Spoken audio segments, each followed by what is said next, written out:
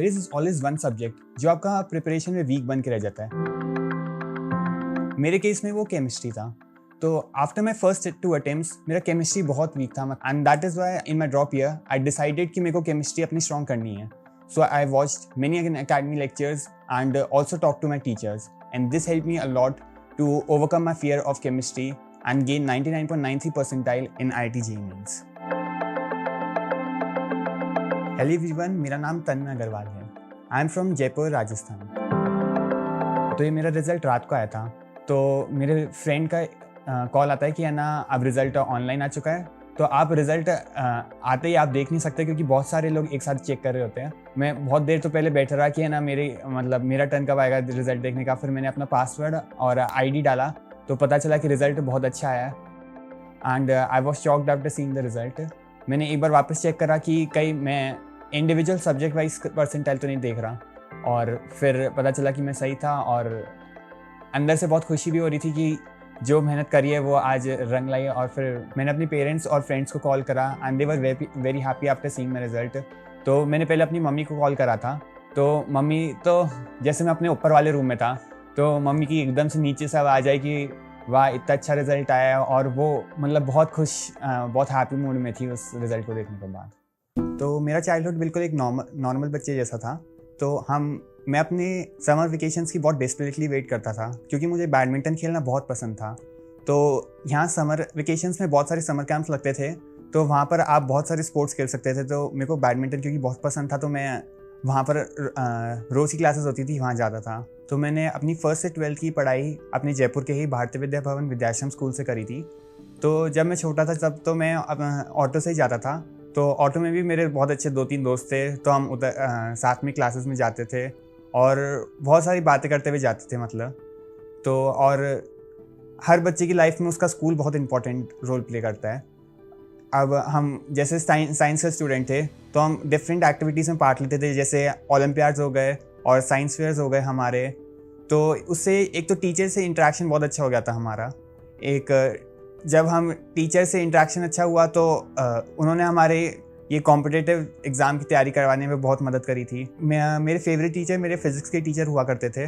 तो वो हमको एक तो बहुत मोटिवेट करते थे ये कॉम्पिटिटिव एग्ज़ाम और आगे लाइफ के बारे में। और हम जैसे अपने कोचिंग का भी मटेरियल वहाँ स्कूल में सॉल्व करते थे। तो एक तो दोस्त है ना के बीच में कंपटीशन चलता रहता था कि कौन पहले क्वेश्चन करेगा। तो एक मतलब पूरी क्लास में हमारी एक यूनिटी बनी रहती थी अच्छे से। और फिर हम अपनी स्कूल ख़त्म होने के बाद हम पास की कैंटीन में वहाँ जाके खाना खाते थे, मतलब कुछ स्नैक्स खाते थे और इससे हमारा टेंशन बहुत रिलीज़ होता था। मैं आज भी अपनी स्कूल लाइफ बहुत मिस करता हूँ। तो और जो बच्चे अभी कॉम्पिटिटिव एग्ज़ाम की तैयारी कर रहे हैं और स्कूल में हैं, तो मैं बोलूँगा कि अपने स्कूल को मतलब बिल्कुल साइड मत करो। कुछ बच्चे होते हैं जो है ना बिल्कुल कोचिंग पे ध्यान रखते हैं और ध्यान देते हैं और स्कूल को बिल्कुल छोड़ देते हैं।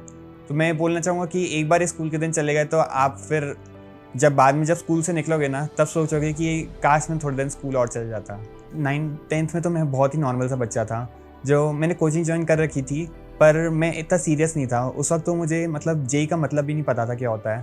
तो उस वक्त तो हमारे यहाँ से कुछ स्टेट एग्ज़ाम्स होते थे, जैसे कुछ छोटे मोटे से ओलंपियाड्स हो गए जो स्कूल लेवल्स में ही होते थे। और उस वक्त तो मैं अपनी क्लास की शायद टॉप 5 रैंक में भी नहीं चलता था। तो पर मैं समझ गया था कि JEE है ना एक बहुत बड़ी मैराथन होने वाली है, इसलिए मैं 11th से ही बिल्कुल शुरू हो गया था JEE के लिए। तो मेरा हमेशा से ही फेवरेट सब्जेक्ट मैथ्स रहा है। एक तो क्योंकि मैथ्स में आपको कुछ रटना नहीं पड़ता, सारा लॉजिकल होता है।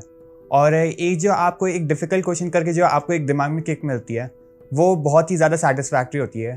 वो आपको कॉन्फिडेंस एकदम हाई लेवल पे ले जाती है, जो आपको ज़रूरत भी पड़ती है जब आप कॉम्पिटिटिव एग्ज़ाम दे रहे होते हो। और एक थोड़े सब्जेक्ट्स ऐसे भी होते हैं जो मुझे लगता है कि काश नहीं होते मेरे स्कूल के टाइम पे। जैसे मुझे SST बिल्कुल अच्छी नहीं लगती थी। एक तो उसमें हिस्ट्री, इतने बड़े बड़े चैप्टर्स होते थे उसमें और सारे रटने पड़ते थे। उसके बाद केमिस्ट्री में मुझे इनऑर्गेनिक जैसे उसमें भी पूरा रटना पड़ता है। तो अब वो तो एक इम्पॉर्टेंट सब्जेक्ट हो गया मेरे लिए, पर अब काश ये दोनों सब्जेक्ट मेरे स्कूलिंग टाइम में नहीं होते तो मतलब मेरे को शायद और मज़ा आता अपने स्कूलिंग टाइम में। तो मेरी फैमिली में भी कोई साइंस स्ट्रीम से था नहीं। मेरी फैमिली में एक्चुअली सारे कॉमर्स स्ट्रीम से ही है।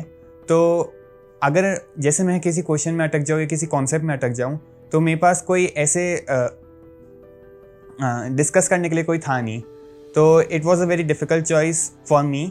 पर फिर मेरे पेरेंट्स ने मुझे मोटिवेट करा कि अगर मुझको फिज़िक्स और मैथ्स पसंद है तो मुझे जाना साइंस स्ट्रीम की तरफ ही चाहिए। जब मैं अपनी 10th की एंडिंग में था तो हम सारे फ्रेंड्स हैं ना एक दूसरे से डिस्कस करते थे कि अब कौन सा सब्जेक्ट ले, अपन एक दूसरे को क्या पसंद है।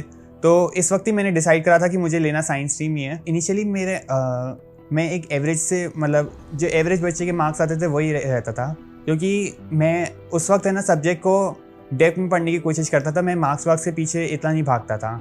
पर मैं 11th में समझ गया था कि 11th-12th में थोड़ा सा हॉबी को है ना साइड में रखो और है ना कॉम्पिटिटिव एग्ज़ाम की तरफ ही स्मार्ट स्टडी करनी पड़ेगी मुझे। He is a very decent, very disciplined child, always obeys his parents.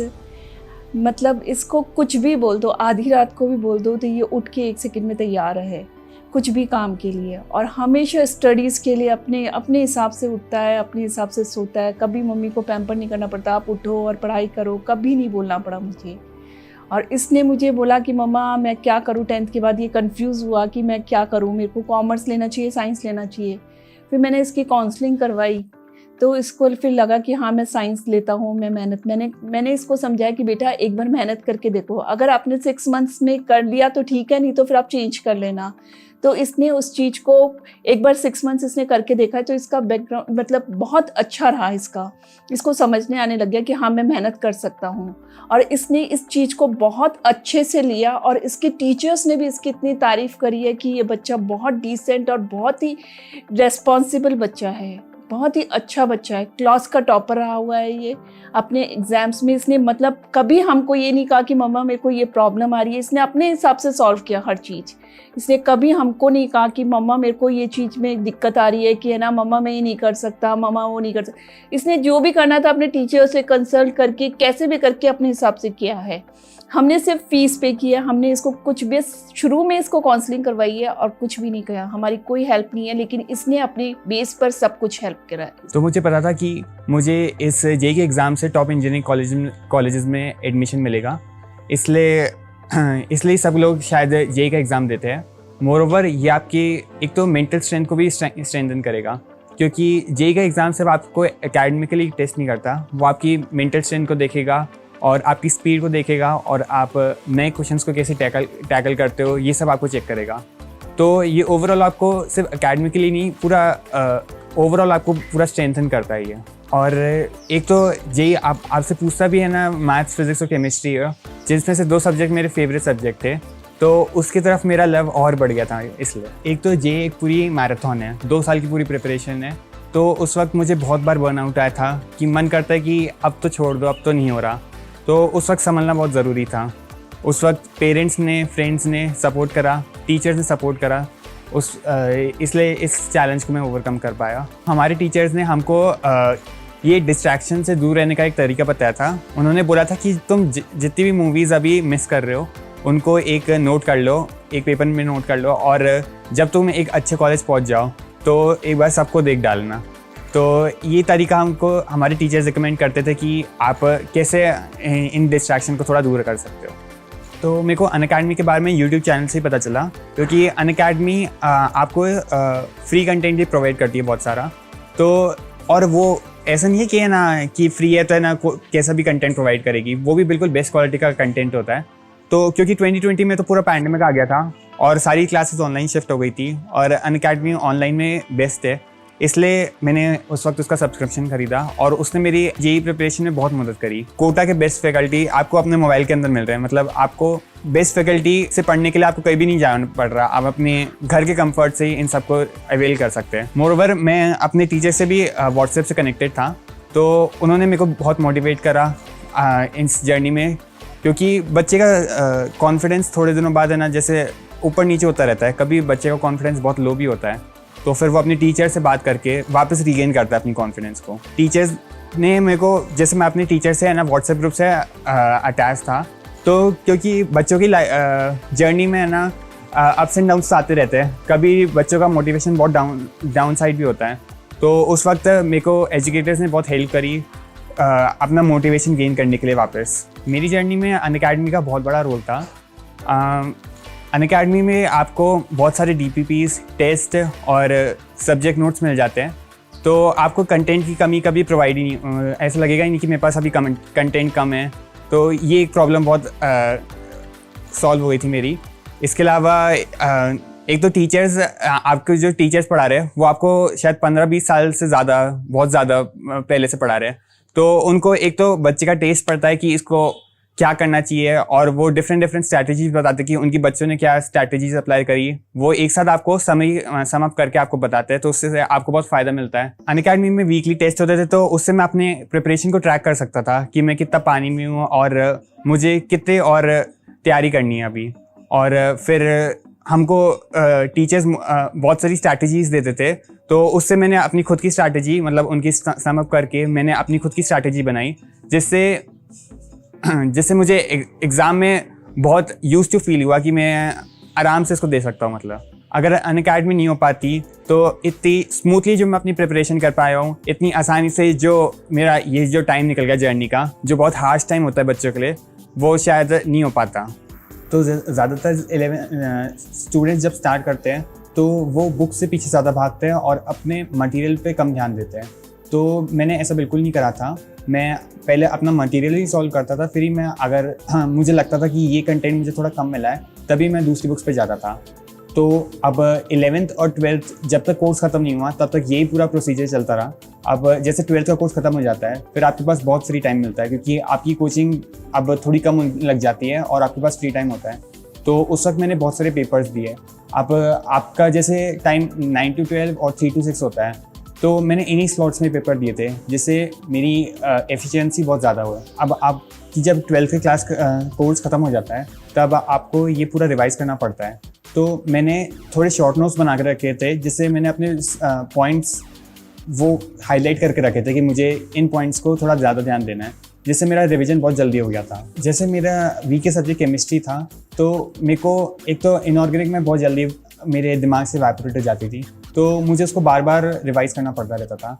तो जैसे जब आखिरी टाइम आ गया था, जो मतलब एग्ज़ाम बहुत पास था, तब तो मैं ज़्यादातर केमिस्ट्री देता था। जैसे मैं अगर एग्ज़ाम आने वाला है तब मैं 10 घंटे पढ़ता हूँ, तो मैं 5 घंटे तो केमिस्ट्री को देता था, क्योंकि केमिस्ट्री में जब आप इनऑर्गेनिक पढ़ते हो, ऑर्गेनिक पढ़ते हो, वो आपके दिमाग से बहुत जल्दी इवैपोरेट हो जाती है, तो आपको वो बार बार रिवाइज़ करनी पड़ती है। जब आप है ना बहुत टाइम तक कुछ रखने की चीज़ करते हो, जैसे आप बहुत देर से ऑर्गेनिक कर रहे हो, इनऑर्गेनिक कर रहे हो, तो इनको मैं शुरू में सुबह में निपटा देता था, क्योंकि फिर अगर आप सबसे बोरिंग काम अगर आप सुबह ही कर लेते हो, तो फिर आप पे मतलब एक मेंटल बर्डन नहीं रहता पूरे दिन।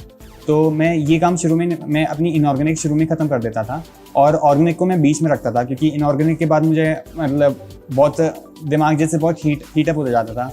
तो उसके बाद मैं कुछ या तो मैथ्स करता था या फिज़िक्स करता था, जिससे दिमाग थोड़ा वापस शांत हो जाए।